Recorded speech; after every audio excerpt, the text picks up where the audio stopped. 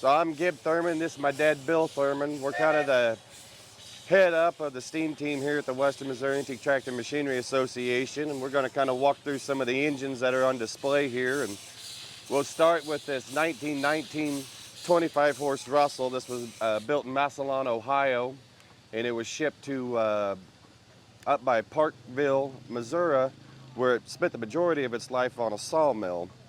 After retirement, a family had purchased it, where it went to it started the Platte City show in the late 40s, early 50s, and it spent its life there until Dad purchased the engine in 92, 93, and that's when the engine came down here to Adrian with a restoration on it. It's been down here ever since, except for 3 years that we took it to the show in Lathrop, just north of Kansas City, about an hour. But it's been a good engine, been a loyal engine, kind of one of ours to thresh and saw with. It's got a lot of sentimental value with the Thurman family and the Bell family.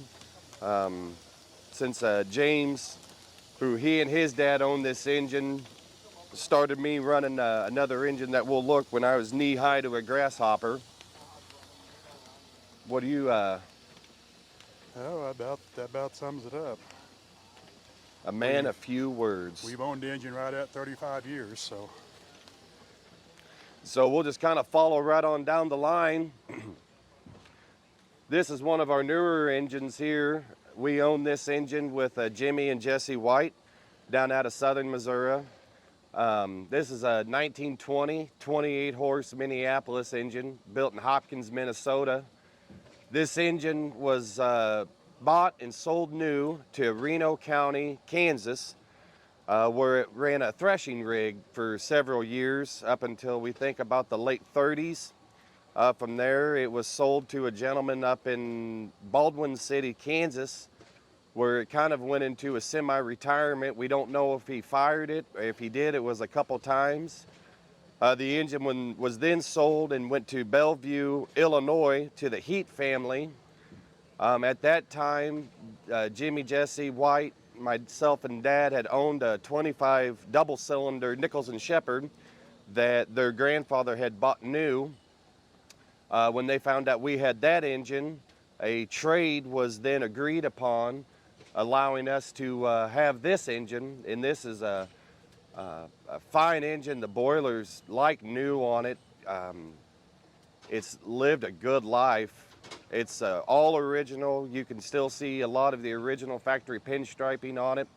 This is the second year that we've had this engine, and this is the second show that it's been to pretty much in its entire career. We don't know of any other documentation that it's ever been to another show, so we're just tickled to have it. We got two fine engineers, Jimmy and Jesse, that run it, and yesterday we had it on the separator, which is probably the first time it threshed any grain in 80 plus years. So that was kind of a cool moment for all of us. Where was this manufactured? Hopkins, Minnesota, which is right there. It's a suburb of the Twin Cities now. Yeah. What date? 1920 is when this engine was built. The Hay brothers is the ones who bought it. They run a salvage yard in Baldwin City, Kansas. And during the war, they scrapped out over 200 steam engines in 1 year. And when they got this engine, it was in such good shape that they just rolled it in the shed. And that's where it's set till the early 2000s when it went to Illinois. So when we fired it up last year, that had probably been the first time it had seen steam in over 80 years. So we'll just continue right on down the line. This engine actually doesn't belong to us. This is on loan from the Trading Post Historical Society and Museum in Trading Post, Kansas, off of Highway 69 south of Kansas City, about 60 miles. And this is a 1912 16-horse Advance.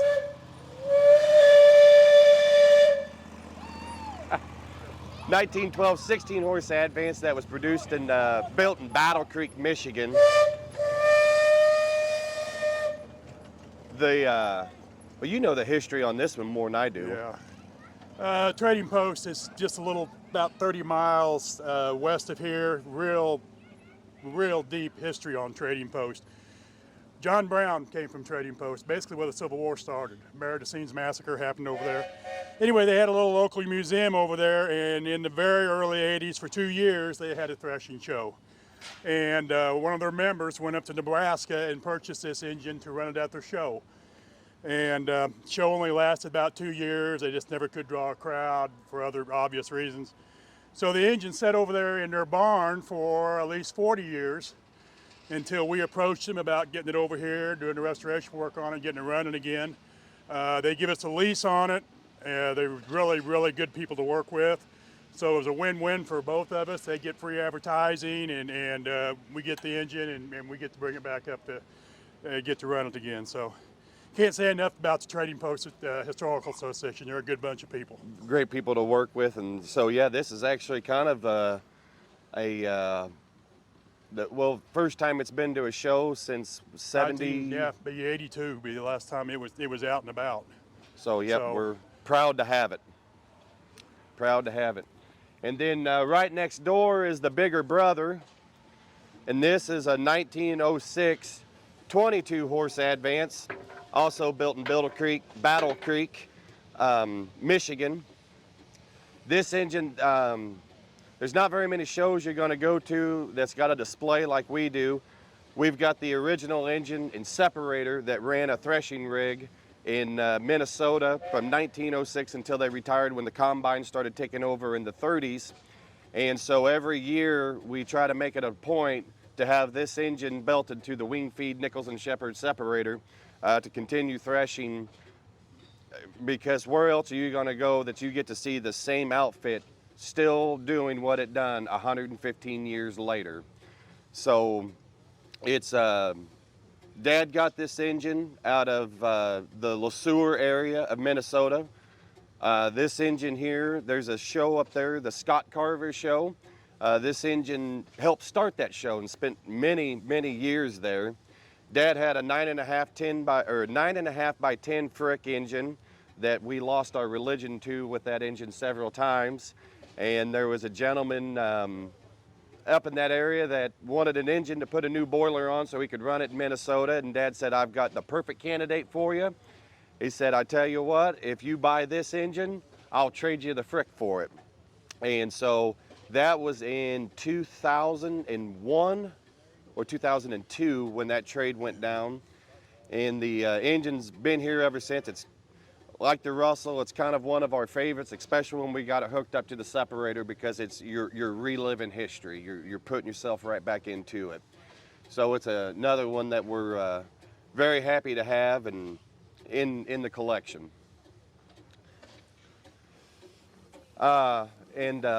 This last one here, this is another new one.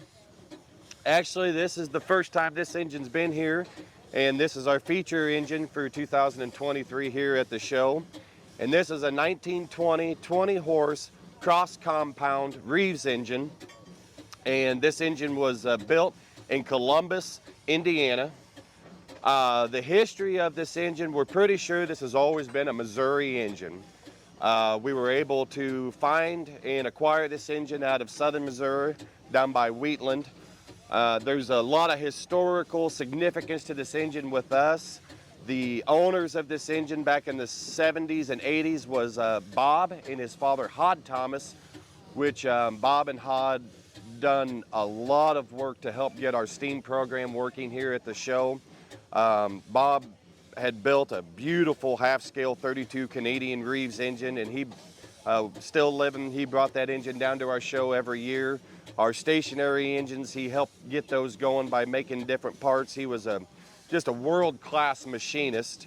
We're very fortunate. A good friend of ours, the Steve Clemens and his family, are owners with this engine with us. When we bought the engine, it was sitting in the woods. It was stuck. It took a D4 dozer to get it out where we needed it to go. We got it loaded. We brought it up here with steam, with a lot of pressure, a little time. You can achieve any. And so we tore the engine apart. We got everything freed up. We kind of went through this engine head to toe, new plumbing in it, tubes. whatever we needed to do. And so this is kind of the debut of this engine. We fired it for the first time about 3 weeks ago. And I don't know if you could make 3 grown men smile anymore when we seen the flywheel turn over for the first time. So it was a historical moment for us. And Daryl Strain had a lot to do. Yeah, Daryl Strain had a lot to do with the restoration on this. we've been very fortunate for many years. It was Dad and I, him hauling. Of course, at that time we just had 2 engines here. But about 4 years ago, we started building our Steam Team program, and we've got some incredible people that volunteer their time to come down here and work on these engines, keeping them. There's a lot of maintenance that goes along with them, and so we're very fortunate to have the guys and girls that we have to help keep us preserving this this rich history. Tell us a little bit about the engine on this. I understand it's a dual stage. Yeah, so the engine on this is what they call a cross compound. So if you look, you've got a high pressure and a low pressure cylinder. And so what we're doing here is on our high pressure system, on our high pressure side, it's pushing our cylinder back and forth. Well, instead of, like most engines, when you have your 2-stroke, because you got power on both sides, you exhaust your steam right out the stack. Well, on this engine, from the high pressure, the steam is then admitted into our low pressure cylinder. When it goes into the low pressure cylinder, it's doing the same thing. It's pushing back and forth. So now we've got a pretty much a double cylindered engine before it's exhausting. One unique feature on these engines is you can actually, even though that this is a double compound, you can actually simple this engine, so it'll be a 2-cylinder, equalizing the pressure on both sides. So this engine has actually been a really big learning curve for us, because we've never really been around Reeves engines a whole lot. So it's been, I think we've fought over this engine, we've laughed over this engine, we've cried over this engine, we've fought some more. No, that's not how this works. Yes, it is. So in saying that, it's been a lot of fun getting it back to where it is today, and we've still got some work to do on it. We've got all the canopy brackets to have the canopy back on it. Like I said, we've replumbed everything.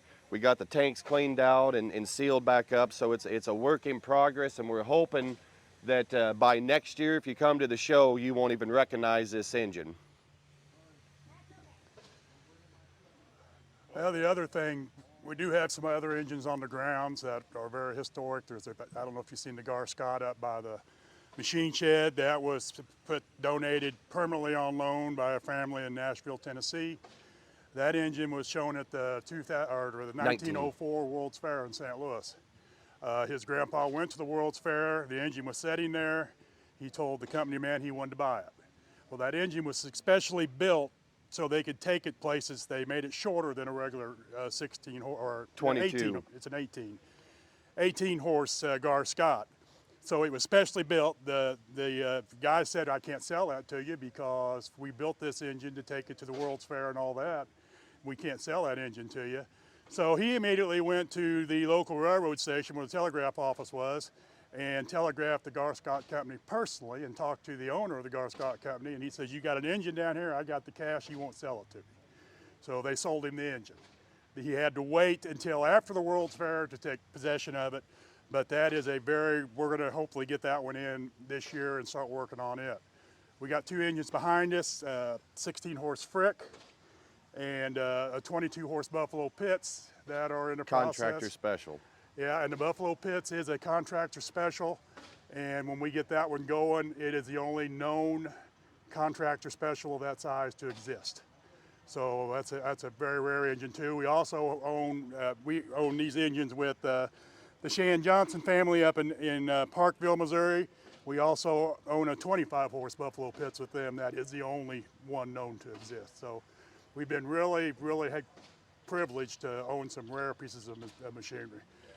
The little 16 horse Russell, which they put on a sawmill, That come from Utah. I think originally it came from Wyoming, Idaho. Idaho. Yeah. Ran a sawmill in the mountains of Idaho for years. And we bought that. Gibb was an auctioneer at that time, and we bought that at a sale he had done out in Salt Lake City. And Daryl Strange kind of took that one over. That's kind of his engine, and he's worked it over, and he's got it in really good shape too. So, as you said, we've really been blessed with a lot of good people to work with here in the last 5 years. So. The big Atlas steam engine in the mill house, that came out of the city of Harrisonville. That was in a grain elevator in the city of Harrisonville, the farmer's grain elevator. It had been in there since the mid to late 1800s. They tore the grain elevator down back in the mid 80s. The steam engine was still in there. They asked us if we wanted to come get it. We did. It was quite a project, but we did get it out. It was missing a lot of parts.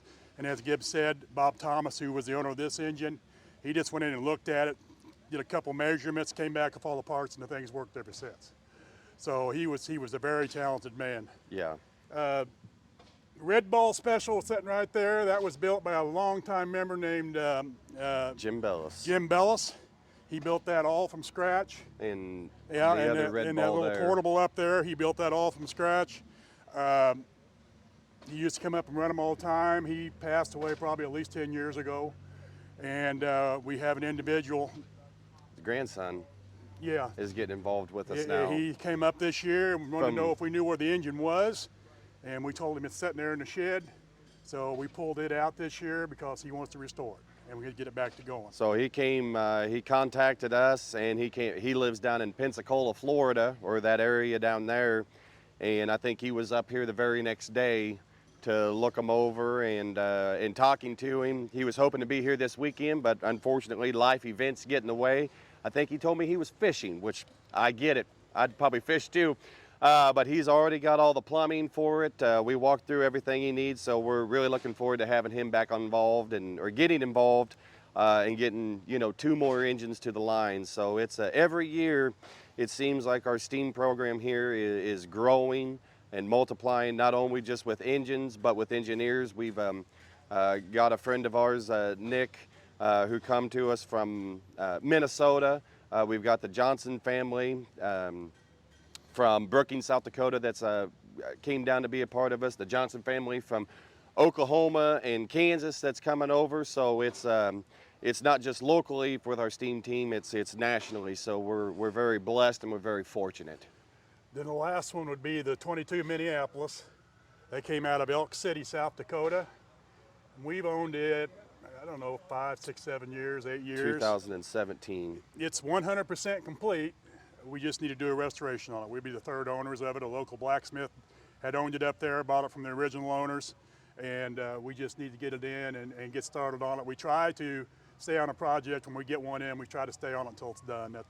These two are right here but we fail to, but we do try to stay on a Sidetracked. project. The boiler came from Kabul. Kabul, Missouri, the little show down there. They donated that to us. That's a 16-horse advanced boiler. And while it's not good to use, it makes an excellent display for our steam school, so you can see everything that's inside the boiler. They've been a great asset, sister show to us. Yeah. Mitch and them that come up from that show. They've been really good partners. We're all in this together, so we try to support everybody else, and they support us. So How did you two get involved in STEAM, and when did that all take place? well, I don't know if I had a choice. He got involved because of me. In Harrisonville, there are 3 steam engines sitting in the middle of town. And back when I was a little kid, Veterans Day used to be a huge deal. So every Veterans Day, Floyd Atkinson was his name, he would get his engines out and run them for the parade.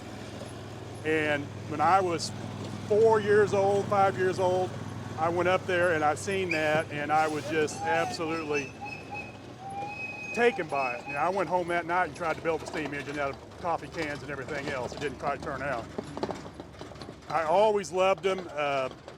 I got involved with this show when I was 12 years old. I was not a charter member. I missed it by 1 meeting. But I got involved down here when I was 12. I'm the only one left that's been to every show that we've had. This will be my 45th year. I've been a member of the club for 47 years. I had a real good friend. We had an engine here for a long time that never ran. I asked the guy why it wasn't running, and he said he couldn't find anybody to run it. And I said, man, I'd love to do that. And at that time, I got befriended by a man named Wilbur Fleming. And Wilbur was probably at least 60 years older than I was, and he had actually used these engines in the field. And we got acquainted. And Wilbur showed me everything he knew. He was a great, great friend. I mean, I was like a 20-year-old kid with a 70-year-old best friend. And Jim Courtney owned the old Peerless, which is now down in Republic, Missouri. Jim Courtney, at that time, I collected toy tractors because that's all I could afford. I grew up on a dairy farm. Money's not very plentiful on a dairy farm. But Jim made it so he would take my toy tractor collection in on trade, and I still didn't have enough to get it bought, but my mom wrote me a check. So that's how I got started, and it's just grown from there.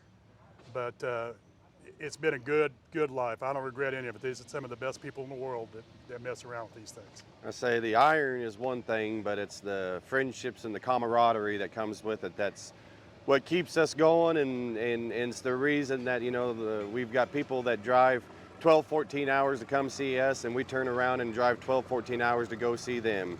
I could drive 12, 14 hours to go see a steam engine anywhere I want to, but it's the people that are there associated with them that make it all worth the while.